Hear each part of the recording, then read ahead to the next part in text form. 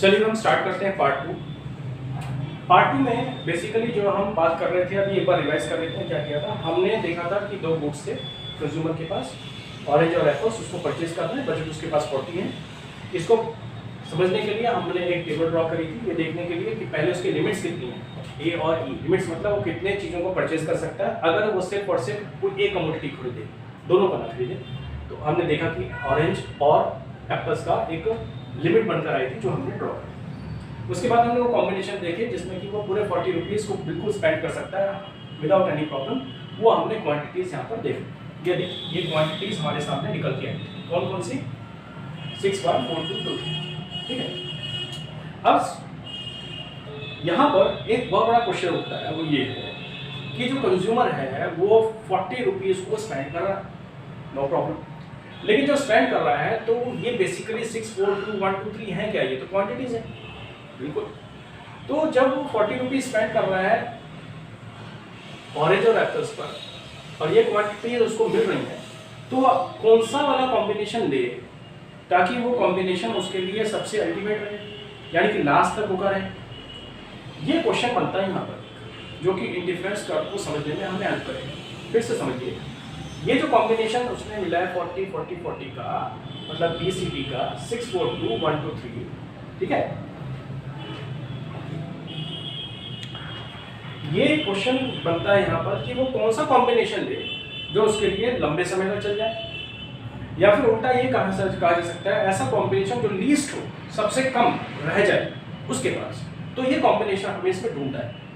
अब कंज्यूमर के सामने समस्या ये है कि वो 40 के हिसाब से 6, 1 वाला कॉम्बिनेशन ले, या 40 के हिसाब से 4, 2 वाला ले, या फिर D वाले के हिसाब से जो 40 है 2, 3 वाला कॉम्बिनेशन ले। अब ये है ना बहुत डिफिकल्ट बात। ऐसे केस में ही हम एक चीज़ की हेल्प लेंगे, वो हेल्प लेंगे हम किसकी? स्लोप। इसके लेंगे स्लोप। स्लोप, अब वर्ड आया स्लोप। स्लोप किसका? Of budget line. किसका? Budget line, slope of budget line.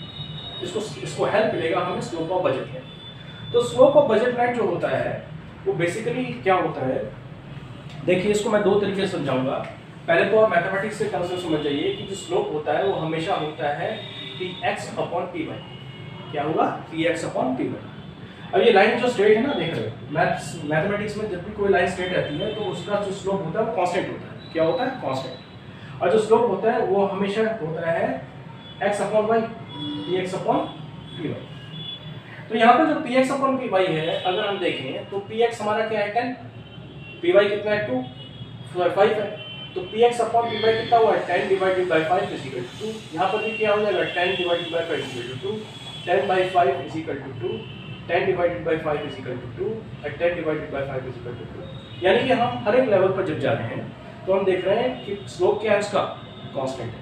अब ये मैं क्यों बात कर रहा हूँ स्लोप की, अभी हम थोड़ी देर में समझेंगे इसको, ठीक है। पहले आप समझिए स्लोप क्या हो रहा है, हर जगह पर इक्वल आ रहा है, ठीक है। अब मैं इस चीज़ को प्रूव करना, अब हम ये जानना, हम कोशिश करेंगे समझने की कि जो स्लोप है हम स्लोप कैसे ड्राइव करें। हमने लिखा है px/py लिखा है, लिखा ना px/py। ये px/py कैसे आया? अब देखते हैं। देखिए हमारे पास जो इक्वेशन थी वो क्या थी? m = px × qx + py × q, ठीक है।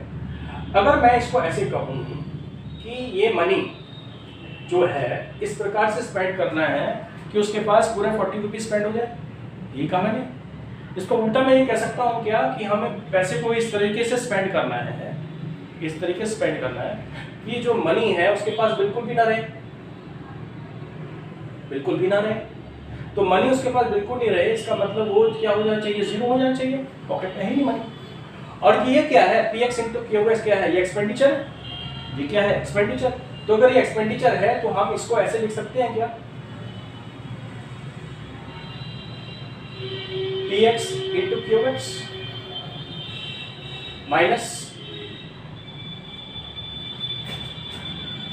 अगर ये एक्सपेंडिचर है इसको मैं ऐसे लिखता हूँ, क्योंकि इसको मैं ऐसे लिखता हूँ, ये तो था हमारा क्या? px divided by py। अगर मैं इसको ऐसे लिखूँ, अब आपको समझिए कि आपको इस तरीके से स्पेंड करना है कि मनी क्या हो जाए? खत्म हो जाए आपके पास। मनी रहे ना, तो मनी तो रहे नहीं आपके पास, खत्म हो गया, मतलब एक्सपेंस कर दिया आपने। एक्सपेंस कर दिया तो इसको भी एक्सपेंस की टर्म्स में लिखो। तो पीएक्स क्यूएस क्या है, जो इनकम का पार्ट था वो अब एक्सपेंस में जा रहा है, तो यानी कि माइनस पीएक्स क्यूएस लिखा जा सकता है, बिल्कुल, क्योंकि एक्सपेंडिचर हो गया।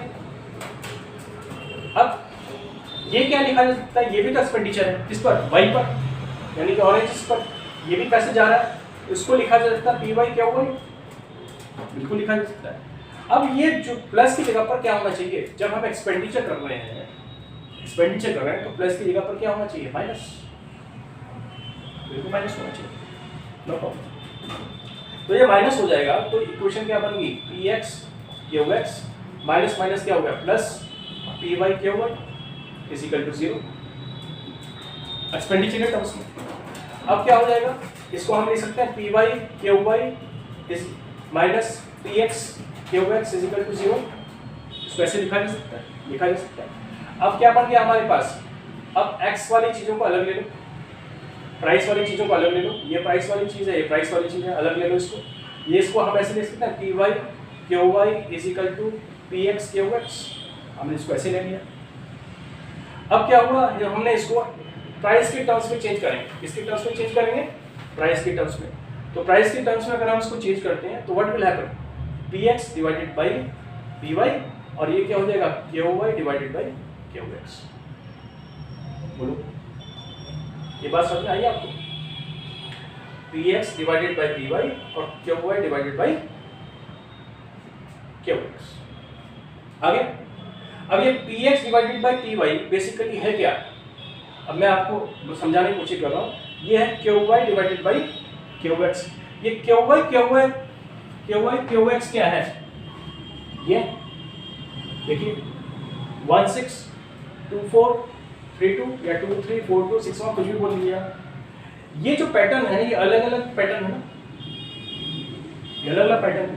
तो इसको हम, क्योंकि ये क्वांटिटीज हर एक लेवल पर चेंज हो रही है, देख रहे हो, ये क्वांटिटीज हर एक लेवल कॉम्बिनेशन पर चेंज हो रही है, तो हमने इसको क्या लिख लिया, प्राइस इज कांस्टेंट, लेकिन क्वांटिटी का वेरिएशन तो है हर जगह पर, क्वांटिटी का वेरिएशन है, और ये बेसिकली है क्या, क्यू वाई और क्यू एक्स क्वांटिटीज है, क्वांटिटी का वेरिएशन है। तो हम इसको ऐसे लिख सकते हैं delta Q Y into delta Q X, मतलब change in quantity of y and change in quantity of x लिखा जाएगा px अपॉन q। तो ये जो चीज है, ये जो चीज हमने कही है, ये है क्या, ये है स्लोप ऑफ बजट लाइन। ये क्या हुआ, स्लोप ऑफ बजट लाइन, मैंने इसको लिखा है slope of budget line. Slope of budget line क्या हुआ, delta y upon delta x is equal to P X upon q। बात समझ आई आपको,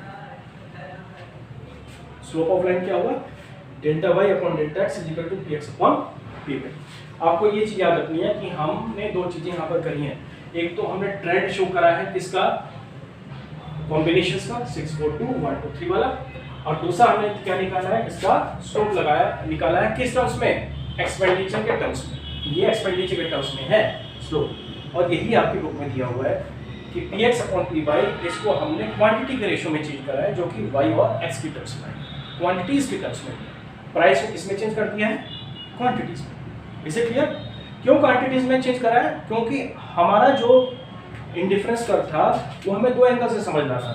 देखिए ध्यान से, एक समझना था बजट के रूप में, और दूसरा पढ़ना है कंजम्पशन के पैटर्न में, इसके कंटेक्स्ट में कंजम्पशन के पैटर्न। अब कंजम्पशन के पैटर्न में तो होगा क्वांटिटीज, और बजट के कंटेक्स्ट में क्या होगा, प्राइस। सही बात है, या आप मनी कह लीजिए। तो मनी को हमने किस में चेंज करा, प्राइस में।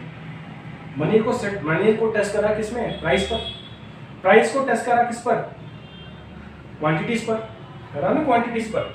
तो हमने प्राइस को किस में चेंज कर दिया, क्वांटिटीज में। और कंजम्पशन को किसमें, हम कंजम्पशन का जो पैटर्न है उसमें तो क्वांटिटीज ही आएंगी, और तो कुछ आएगा नहीं। तो क्वांटिटीज का कॉम्बिनेशन किसके साथ हो जाएगा, क्वांटिटीज।